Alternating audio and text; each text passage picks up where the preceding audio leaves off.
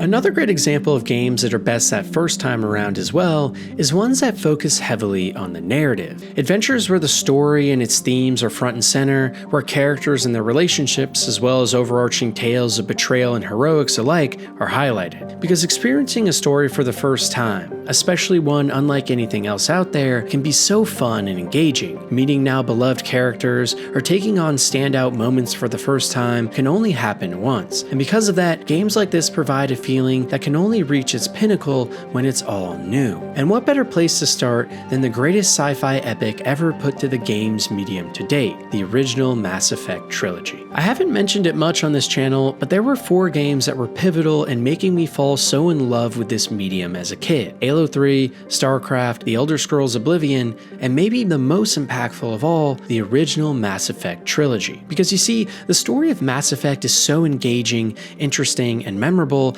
that first playthrough can quite literally change how you see games altogether. Nowadays, the series isn't as well known since it's been so long since its last entry, and the most recent one wasn't particularly liked, but regardless of that, the original 3 games to this day still stand as the greatest peek into deep sci-fi games have ever seen. The story starts with you finding a mysterious artifact on a delicate planet that kicks off events that see revelations from ancient alien superpowers and an entire galaxy teetering on the edge of destruction. And throughout it all, you get to see a massive host of interesting characters, striking locations, and best of all, the entire time you're piecing together a grand mystery of epic proportions, including some of the best villains in fantasy. I'll never forget that first time I ever stumbled upon the Citadel, and watched that cutscene flying through massive purple nebulas into a sprawling digital city with hours of lore you could just sit and listen to. The writers here thought about everything: how biotics work scientifically in game, how each alien race came to be, and what political conflicts each was in, like the Krogan genocide that was started from Solarian interference after wartime concerns. Or what about the Geth and the Quarians, who offer a perfect look into the dangers of AI and make us question what even being alive really means. Or even my personal favorite about finding a secret ancient alien race in a top secret underground science facility on an icy planet and piecing together what really happened and the larger implications. On that first playthrough especially of the Mass Effect trilogy, every single moment, new character, or revelation hits so hard. It's sci-fi writing at its best. You're thrown immediately into a strange world and forced to figure it out, and everywhere you turn, this universe feels alive and like a real place with a real history and custom. And more than anything, this narrative the first time around is something so special and powerful. More than any game in history, Mass Effect, especially in the first and third games, will have you on the edge of your seat the entire time, and the stakes and lore in this main story are unmatched in the entire industry, even to this day. You get to make massive world-altering decisions constantly, and the choices you make in the first and second game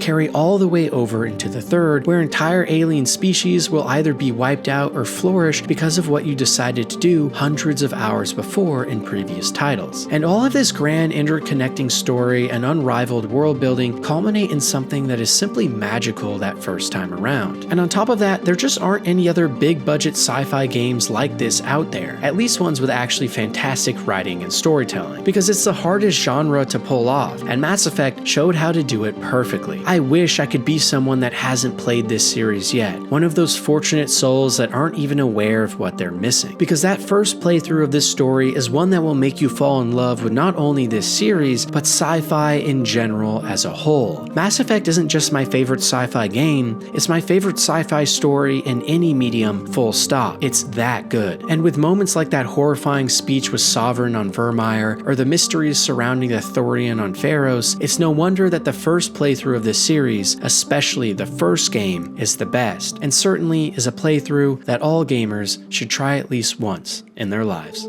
But the thing about Mass Effect is that despite its lack of recent entries, at the time it was extremely well known and popular. However, in the case of the Plague Tale series, not quite as much, which is a huge shame considering Plague Tale Innocence, and especially its sequel Requiem, tell one of the most heartfelt and beautiful stories in gaming. Throwing you into France in the medieval era, you will be traveling across sprawling vineyards and ancient castles alike. And within each of these zones are townsfolk struggling with a great plague that has overtaken the land. lands. You will find dying families screaming for help, rat-infested cellars full of disease, and bodies being burnt by the hundreds to hold back infection. But the core of what makes these games, and especially Requiem, so great isn't the grandiose narrative that is a shadow of the Black Plague of our real lives, but rather the smaller character tale between Amicia and her little brother Hugo. A story about a family ripped apart by politics and contagions alike, and how an otherwise innocent little girl and her baby brother must become the biggest of monsters inside in order to stay alive. There's so many moments in this game series where you will have to watch as Amicia and Hugo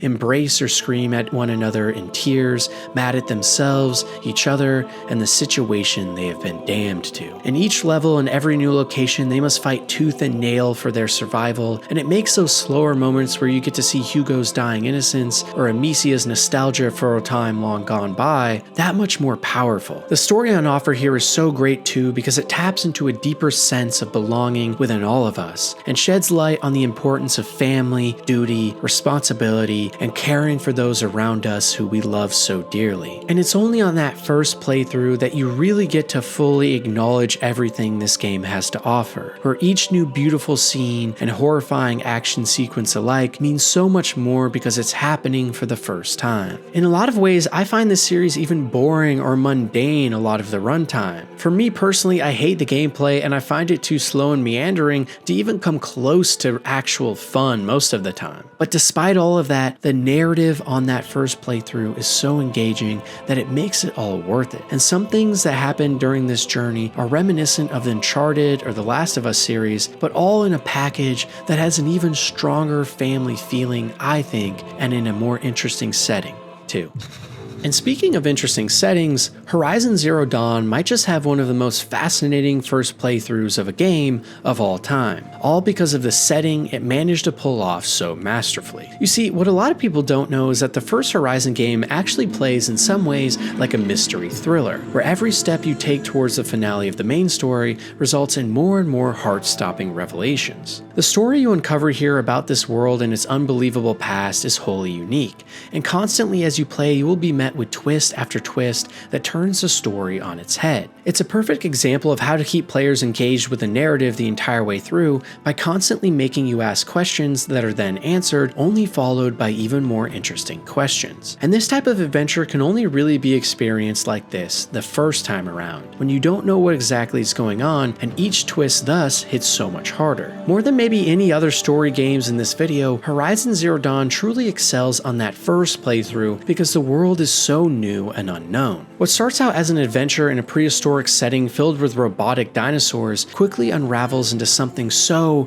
much more than that. And because I don't want to spoil any of the twists and turns in this game, I can't go into specifics, but I can say this is one of the best and most engaging narratives in a game you can find anywhere. And on top of that, the worlds on offer here in the original and in the sequel are breathtaking with a massive amount of variety and different types of locations to see, all of which become so much more interesting as you get further into the story and unlock more and more context as to what's really going on. Because in games, oftentimes when one part of the experience excels so much, other portions can be elevated as well. Because even though I don't find combat or gameplay that fun in the Horizon series, that main storyline and the adventure it takes you on is so fascinating that by proxy, the world itself becomes more interesting too. And it's just further proof that amazing stories in games like this can be so important because they heighten the experience of everything else as well. You know, I've never been a big fan of JRPGs. Things like Persona, Yakuza, Final Fantasy, and Kingdom Hearts, I just find none of them really quite hit what I'm looking for, and while I love how wild and different the stories can be, I don't connect with them usually, especially because I don't play for long enough too. But in the case of Neotoma, it had a story so awesome, I couldn't help but fall in love. Because you see, in Neotoma, you play as multiple different androids trying to protect Earth and humanity from an animatronic alien force invading and looking to wipe everything out. But what starts off as a fairly straightforward premise completely is spun on its head as multiple huge reveals start to uncover themselves, which not only completely change the story and lore of the world, but also the meaning of the entire journey you're going on. Throughout multiple playthroughs through the game, you will get to take charge of different robotic characters, and through each of them, you will see a different perspective on the world and figure out more of what's really going on. The reason this game is so great on that first playthrough as well is because as you unravel these mysteries stories, the philosophies of the game come to center stage. Questions about God, meaning, and purpose, also elegantly analyzed from the perspective of a civilization born into pure destruction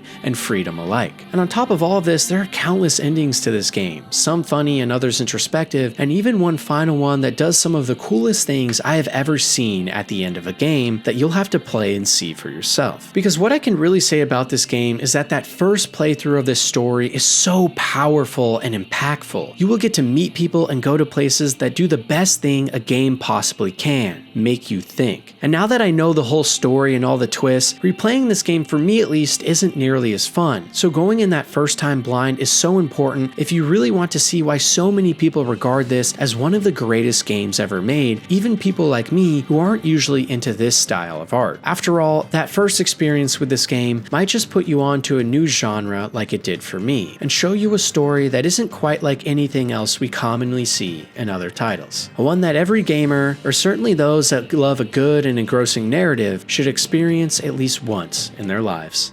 If you've watched my channel at all before, you're well aware at this point that Cyberpunk 2077 is my favorite game of all time. And to this day, the reason that remains true is because that first playthrough I had playing it has never been matched from an emotional and thought-provoking standpoint to this day. As many of you are well aware of, Cyberpunk's had its fair share of ups and downs since release. But even from day one, I was trying my hardest to get people to give it a shot. Because to me, what makes this game so special was always the narrative, the characters, and most importantly, the lessons it taught us about life. It was never about the bugs and glitches, missing features, or endless lies. Not to me at least. Because at the core of this experience is a journey about family, friends, love, duty, and what it means to live a life and die in a blaze of glory, or instead forgoing all of that for the quiet life instead. You see, throughout the story of Cyberpunk, you will be met with countless moments of pure agony and despair, people that are being tortured, abused, and rejected by society altogether. You will meet characters on every end of the spectrum, from broken yet kind-hearted souls who are seeking salvation, to rocker boy terrorists who have come to the realization none of their actions in a past life matter. But throughout it all, there is an undying theme that fights its way to your soul, about the importance of family, of kindness, even in a world that has been stripped to the bone of all of it. Because that first playthrough of Cyberpunk, and now even Phantom Liberty, teaches us the most important things we can ever learn in life. Why money and fame just isn't worth it in the end if it means you have to give up your humanity or your relationships. In each ending of this game, none of which I'll spoil, you are taught a very valuable lesson about this very conundrum, where only by choosing a quiet life, one of duty, purpose, and kindness, can we truly find salvation despite the horrors of what could or could not happen to us as well because of our decisions. More than any other game I have ever played in my life, Cyberpunk 2077 truly changed me. It didn't just make me think like other games have, or put a smile on my face because of how much I liked it. It attacked my very soul. It grabbed me and pulled me in. And by the end, because of the absolutely amazing narrative and character writing, made me feel things in such a strong way that it quite literally made me reevaluate how I saw my own life, and also how I saw games as a medium, and why I now without a doubt think they are by far the most powerful medium out there. You see, a lot of games can be memorable, fun, or just something that helped you pass the time. But not a lot of games, even years later, can continue to have such a profound and lasting impact on the person you have become. All because they told a story so powerful and meaningful that it reconfigured your brain and your soul alike. And while I can't guarantee that Cyberpunk will be that for you, I can promise you that at least there's a story and heart in this game that shines like no other, and without a doubt should be experienced by everyone at least once. Because it's that first playthrough specifically that might just leave an impression on you that never leaves.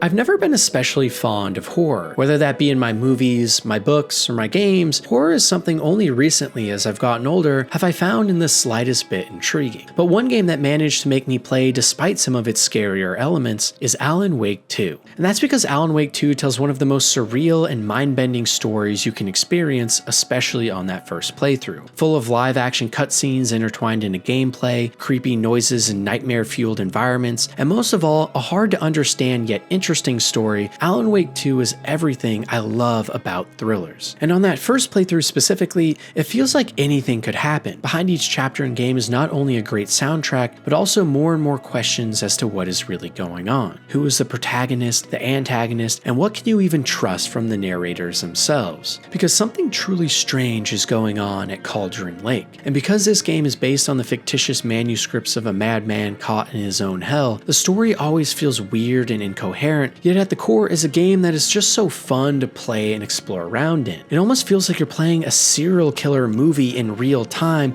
with all the awesome twists and turns, and it's just so exciting. And on top of that, I usually hate jump scares and too much intensity, but here it serves the narrative very well and adds to the tension in every scene. And trying to piece together everything going on that first time around is so rewarding, with multiple different lost tapes or writing you can find, different characters you can talk to that seem eerie, or locations that almost feel like you are being watched the whole time. Through every second you are playing this game, you are constantly on edge and watching behind you. And once again, while I usually hate this in series like Resident Evil, here the story on offer that first time around is so intriguing that curiosity will get the best of you and push you forward past even the most horrifying scenes. And I really appreciate that, because once again, as someone that isn't a huge horror fan, it gets you out of your shell and into that fully immersive experience where your heart will always be racing, but also your mind. And it's because of that intensity and how interesting the story and how it all plays out is, with so much meta-narratives and twists, that I can't help but feel like it's the type of narrative experience that everyone needs to try at least the first time.